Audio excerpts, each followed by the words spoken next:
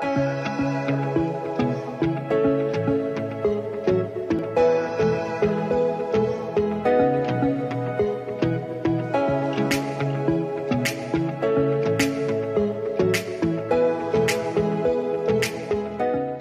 arkadaşlar, ben Esra Rasul Güreci.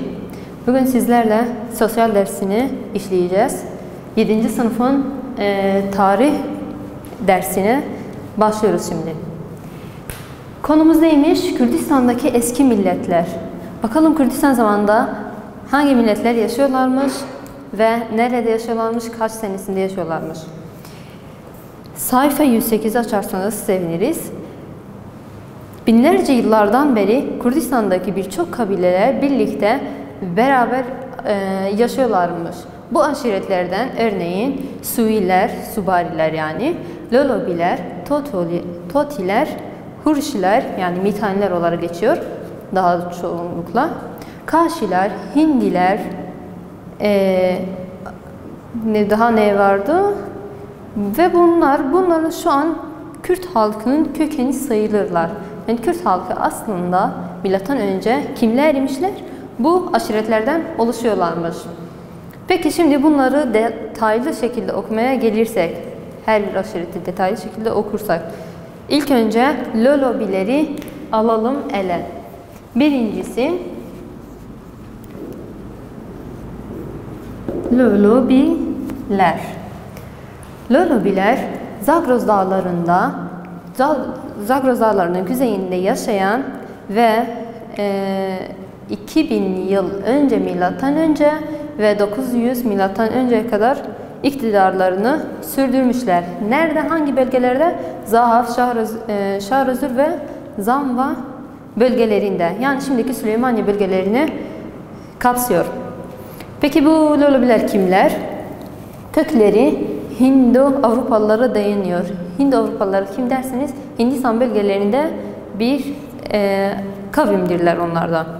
Kürdün bu eski ırk bilgileri Akadlar kaynaklarından elimize geçmiştir. Akadlar kimdir? Bu da eskide onlarla beraber yaşayan bir kavimmişler. Onların padişahı Sargon Akad'ın mektubunda bu bilgiler geçiyor. Ne zaman? Milattan önce 2530 senesine kadar. Bir silindirin üzerinde mühürlü şeklinde bu bilgileri geçmişler. Şimdi oradan biliyorlar ne zaman ve nerede yaşadıklarını.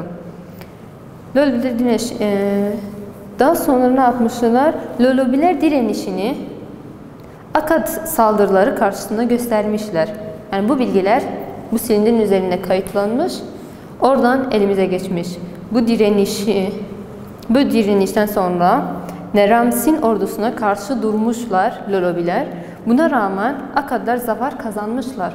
Yani Lolobilerle karşı savaşlarında Akadlar kazanmışlar. Bu bölgeyi elde etmişler. Bunu da bir abide taş üzerinde Karadağ bölgesinde yazıp adını Zafer Akrebi vermişler. Bu önemli bir bilgi. Daha sonra Lolobilerin çağdaşlıklarından bahsediyor. Aşağıdaki kısımda Lolobiler çok çağdaş bir milletlermiş. Bu nereden gözüküyor?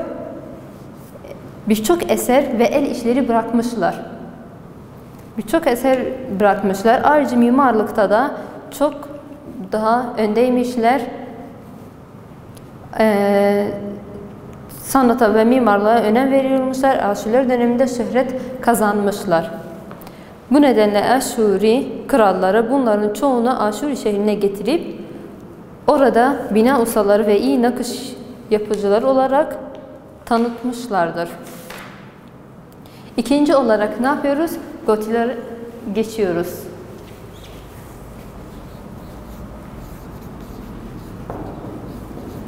Gotiler Kürdistan bölgesinde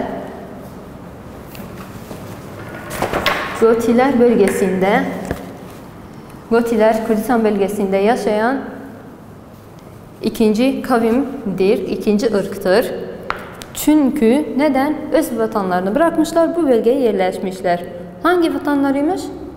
Zagros halkı, vatanlarında Zagros halkı yaşıyorlarmış. Onlar da başka hangi milletler yaşıyorlardı? Subari, Loli, Goti, Mitan ve Kaldi, yani Hıldiler ki soylarda ortaklık ve hepsi de Hindu Avrupalılardandır. Yani bu kavimlerin hepsi asılları Hindu Avrupalılarına dayanıyor. Bunlar Kürt'ün birinci soy ve milletidir. Bu milletler Kürdistan'da yan yana yaşamışlar ve her biri ayrı lehçesi vardı ve sosyal hayatlarını ilerletmişler.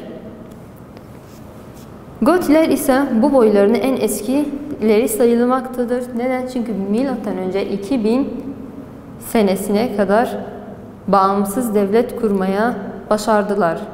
Gotiler güçlerini toparlayıp yakındaki toprakları istila etmeye başlamışlar. Böylece birinci Kürt devletlerini kurmuşlar. Soru gelirse birinci Kürt devletleri kimdir diye Gotiler olarak cevaplayabilirsiniz. Ve Aşur dilinde kahramanlar toprağı anlamına gelir.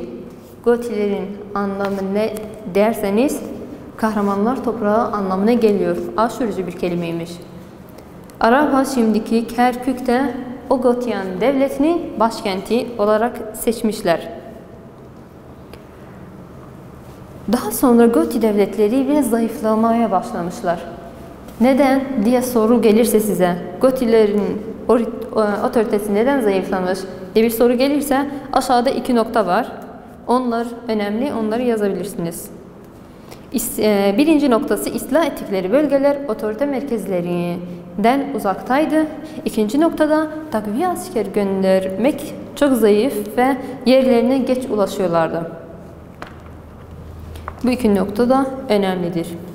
Daha sonra Sümerler padişahı Otohikal Gotiler aleyhine devrim yaptılar ve Gotiler Somar ve Akkad devletinde yok ettiler.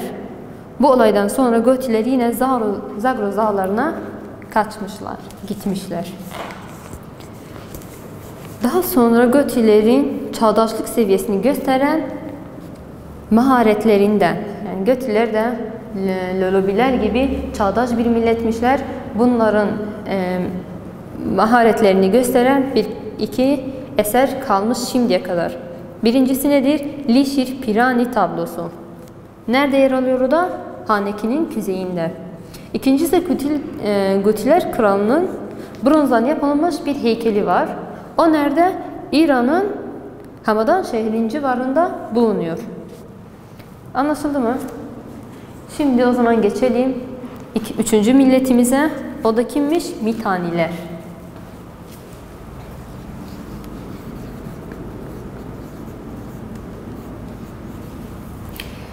Mitaniler bakalım kimmiş? Bu milletin yerleşim yeri Kürdistan'ın batısındaymış. İlk yerleşimleri Bile ve Havur ırmakları etrafında M.Ö. 1400 yılında bulunmuşlar. Mitaniler aslında Ari ırkındandır. Başka kim Ari ırkındandı? Lolobiler. Unutmayın. Mitaniler Mısırlılar ile ilişki ve mektuplaşmaları varmış. Yani arkadaşmışlar.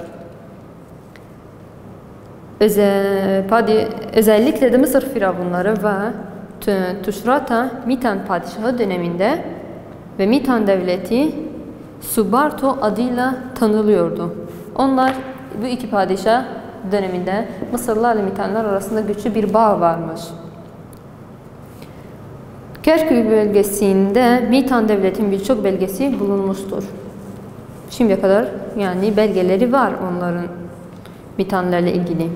Doğu bilim adamı Jones diyor, Mitan kelimesi haneden anlamına geliyor. Başka önemli bir şey varsa, Mitaniler sürekli Aşurlar ile savaşmışlar. Şah Selman Şah döneminde 1273-1241 milattan önce yılları arasında hükümdarları sona ermiş. Mitanilerin de sona geldiği dönem ne zamanmış? Milattan önce 1273 ve 1241 yılları arasında Mitanilerin sona gelmişler. Dördüncü kavmimize geçiyoruz o zaman. Kimmiş? Dördüncü Kaşiler.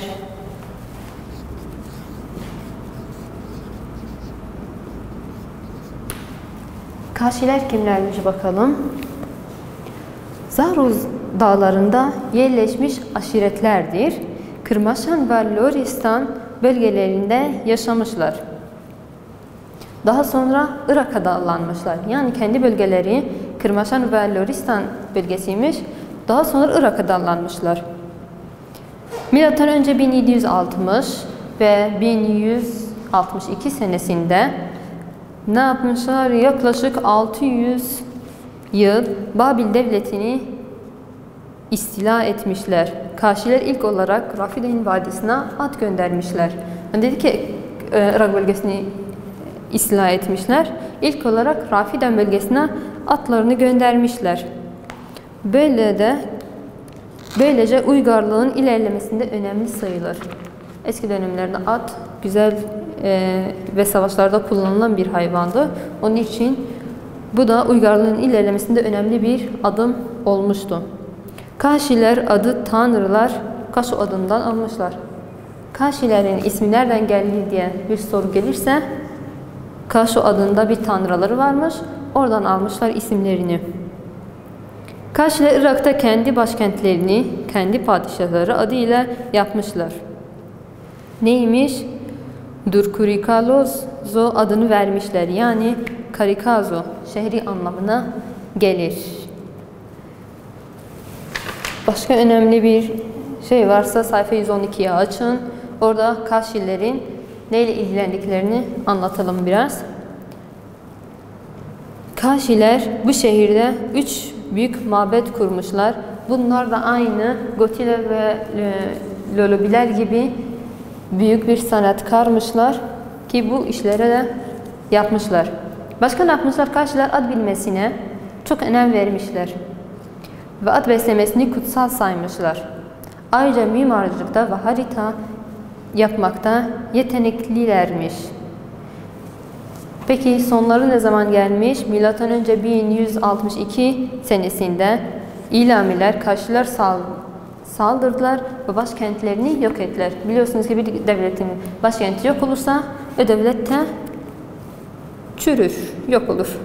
Yok ettiler, birçok hazine ve önemli sanatları da kendi başkentlerine Süs'e taşıdılar. Bu da Kaşilerin sonu demek oluyordu. Şimdi ikinci bölüme geçiyoruz. Onlardaki Midiler. Şöyle burada yazalım.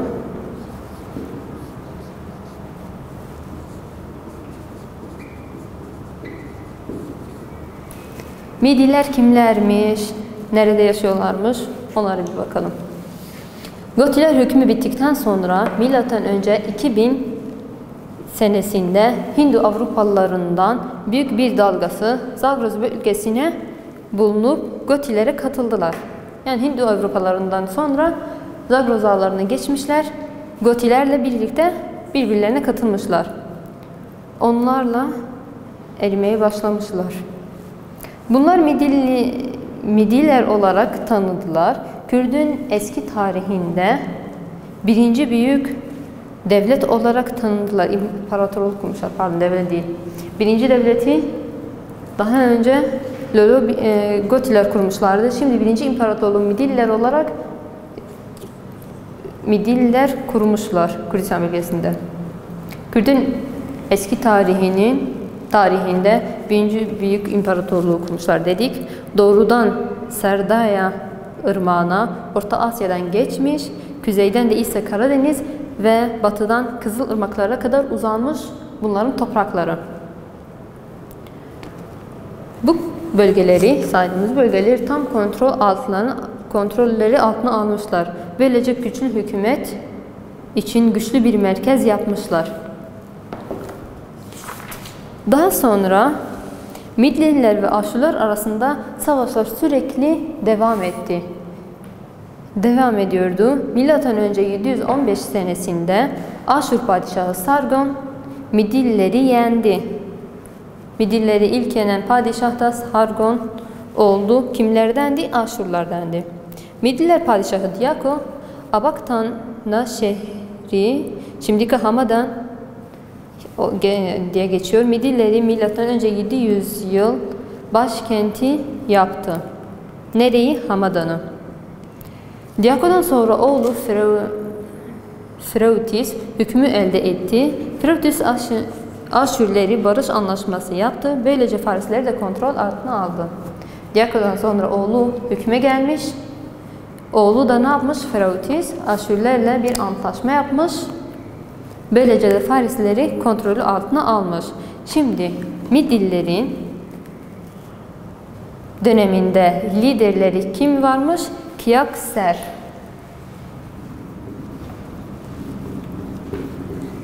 Ne diye geçiyor? Keyhasrev. Keyhasrev ne zaman hangi yıllar arasında liderlik yapmış? 653 ile 585 milattan önce. Bu dönemlerde hükümlerini sürmüşler. Müdillerin en önemli padişahlarından biriydi Keyhasrev.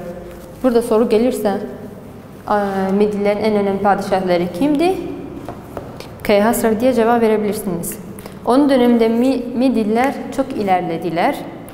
Milattan önce 615 Midiller güçlerini topladılar ve Aşürlerin doğularına doğru sınırlarına saldırdılar. Ve Arabha şimdiki Kerkük oluyor yani ve şimdiki Erbil, eski ismiyle Erbeillo, bu bölgeleri istila etmişler, işgal etmişler. Daha sonra milattan önce 614 senesine kadar tüm güçlerini Aşürlerin merkezlerine yola çıktılar. Tüm güçlerini topladılar, Aşürlerin merkezine doğru yola çıkmışlar. O zamanlar Midillerin padişahı kimmiş? Kiyakser. Ve Kildan padişahı Nabu Lasar Aşürleri yok etmek için anlaşma yaptılar. İkisinin de tek bir amacı vardı, Aşürleri yok etmek. Onun için anlaşma yapmışlar. Aşure devletinin yıkılmasıydı. İkisini de yani devletlerini yıktıktan sonra ne yapmışlar? Neynava 5 kentlerini işgal ettiler. Aşürlerinin başkenti Neynava'yı işgal ettiler. Sonradan Aşur ve Nemrut şehirlerini işgal ettiler. Midiller İmparatorluğunda şöyle anlatalım. Midiller Kıldan padişahı ile anlaşma yaptıktan sonra Aşürleri yok etmişler. Neynava'yı tutmuşlar. Daha sonra Aşur ve Nemrut bölgelerini de tutmuşlar, işgal etmişler diyelim. Böylece daha büyük bir imparatorluğa sahip olmuşlar. Bakın bu Midillerin kime inançları vardı? İslam dini o zaman yoktu. Kimlerin inançları vardı? Onların bir peygamber kendilerine göre peygamberle ilan ettikleri Zerdeş diye biri varmış. Böylece Zerdeş dini yayılmış. Midillerin tek dini Zerdeş dini olmuş. Zerdeş nedir peki? Onun da tanımı aşağıda. O yazıyor. Soyu Midillerdendir ve M.Ö. 660 yılına kadar Atropayan bölgesinde Ürme Denizcik batısında doğmuş. Zerdeş dini Midillerin resmi dini olmuş. Burada soru gelirse Midillerin resmi dini nedir diye Zerdeş olarak cevaplayabilirsiniz. Peki bu imparatorluk nasıl yok oldu? Midi devletinin sonu. Sonu bakalım nasıl olmuş? Nasıl yok olmuş bu devlet? 553-550 milattan önce Midiller padişahı Astyak ve Faris Hamenişiler lideri koş rekabet bulunmaya başladı. Midillerin padişahı ile Faris padişahı arasında rekabet bulunmaya başlamış. Koş Midilli liderinin birisi yardımıyla Harpak adıyla Atyak aleyhine savaş açtı ve Akbatana şehrini işgal edip Midi devletini sona erdirmiş. Kim Midil devletinin sonu olmuş yani? Farisler liderlerini, Faris lideri bunlarla savaş açmışlar ve kazanmışlar. Midil devletlerini sona getirmişler. Bu konumuzun da sonuna geldik. Gelecek derste görüşmek üzere.